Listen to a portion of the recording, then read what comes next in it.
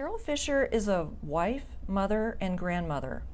She is also a singer, songwriter, motivational speaker, and the author of A Refuge in the Storm, Outside Looking In, celebrating the centennial of the city of Bay Minette, Alabama, and That Day, A Mother's Story.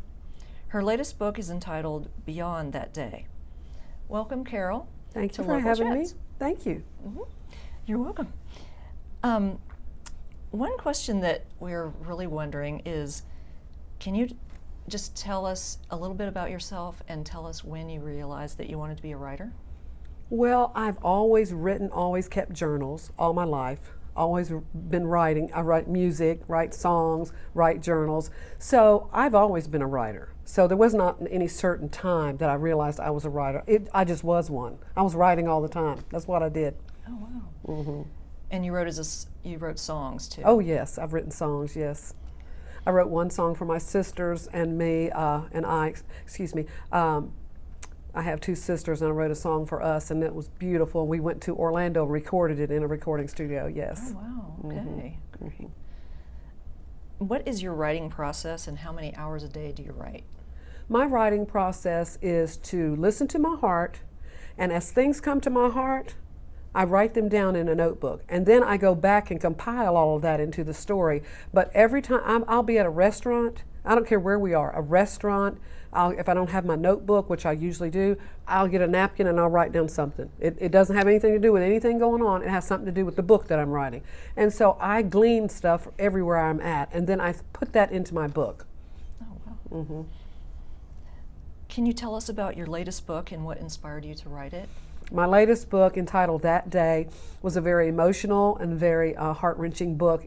I wrote that book in response to our daughter being murdered July 7th, 2012 in Mobile, Alabama. She was in her front yard with our granddaughter, and there was a car coming through the neighborhood rather fast, and so our daughter Wendy hollered at the car to slow down. And the car slowed a little bit, and then the car came to a stop. And when it came to a stop, a 17-year-old boy stepped out of the car, picked up a gun, aimed it at her, and fired 3 shots. And 2 of those shots hit her in her heart, and she died not long after that. And that, I've already been a writer. I've been writing for years, and I knew that I would be able to write my story about what happened to us with Wendy's murder and all of that once we got through it. And it probably took a couple of years before I started really trying to write anything. But I wanted to write a book that told the reader, that made the reader feel what we felt. And I took them from the very minute we got the phone call, that very minute that we got that phone call. And just to let you know about the phone call, we got that phone call at night. I answered the phone on my cell phone, and a young man said to me, Miss Fisher, Wendy's been shot." And I started screaming at him, "Well, where is she? Where is she?" And he said, Miss Fisher, she didn't make it. She didn't make it. Oh my goodness.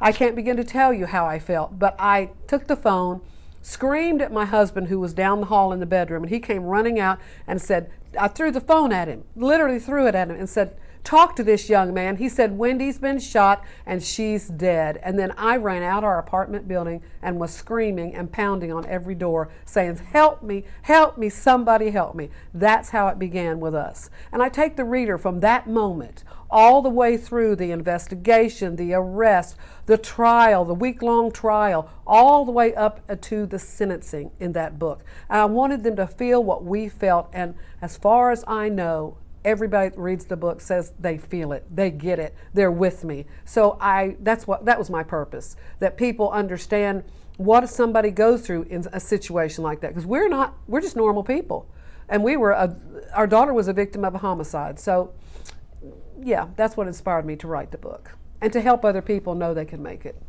They can make it. Mm-hmm. Yeah, wow, that's an awful story.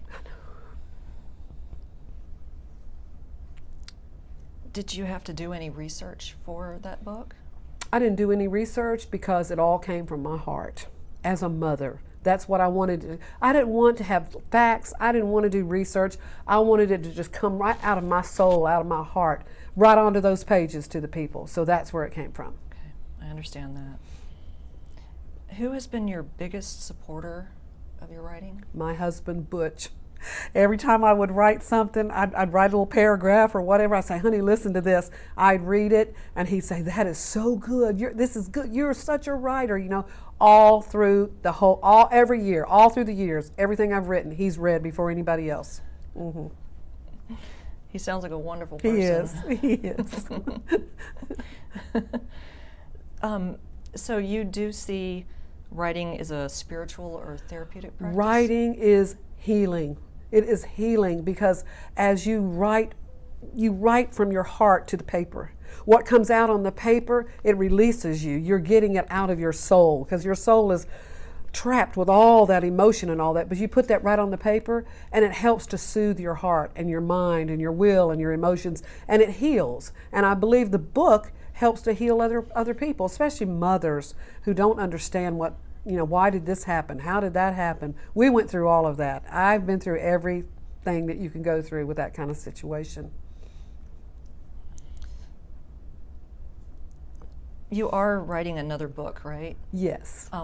What is it called? It's called Beyond That Day, because that day is telling you the story of Wendy's murder and what we went through. Beyond that day is taking you from those years to where we are now at present, which is 9 years this July. 9 years, and it's hard for me to fathom. 9 years. But I want to take the reader from back then to now where we are now. When do you think that the book will be available? I'm not totally sure, but I would love to have that book ready by Christmas or the first of next year. Mm-hmm. Where can people get copies of your books? The only place they can get copies of my book is to contact me, or if I have a book signing or I'm speaking somewhere at a women's conference or a church or somewhere, I bring books then. Okay. Mm-hmm. What do you want people to take away from your books? The takeaway is always about encouragement. No matter what I've gone through, no matter what I've experienced, I came through it. And I not only came through it, I'm a better person. And not only that, I want to help people. I want to help women who go through things with their children, and help families, and help students, and anybody who reads that book. If they're a pawpaw and they're 98 years old, I want that book to encourage their heart, to soothe their soul, because somebody went through something horrendous. Somebody went through a homicide, somebody went through a murder, and still made it, and still smiles, and still wears earrings, and gets out there and tries to help people. I'm about, if sign language is helping, this is help. I'm about helping people. One thing people will understand as they read my book, that day especially, and then the one I'm writing now, is that healing is a process. It is not, you don't grieve and get over it in a day.